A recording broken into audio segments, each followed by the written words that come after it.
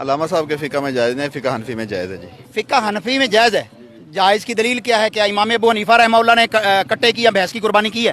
دلائل پہ ہم جائیں گے نہیں، ہم اس بحث میں نہیں پڑھنا چاہتے، یہ ہمارے اجماع ہے اس بات پر کہ اس کی قربانی جائز ہے، ہم زیادہ بحث میں نہیں پڑھیں گے جی۔ جی بالکل کرتے ہیں، شوق سے ہیں اس بار بھی کریں گے؟ ہاں، کریں گے انشاءاللہ جی۔ پشاور میں تو کرتا ہے جوٹی کٹا ہے، ادھر بچہ لے جاتے ہیں، نہیں زیادہ جوٹی کٹا لے جاتے ہیں۔ میں پھر عرض کر رہا ہوں کہ دین جو ہے وہ آفاقی ہے، انٹرنیشنل ہے، کسی ایک علاقے کے لیے نہیں ہے۔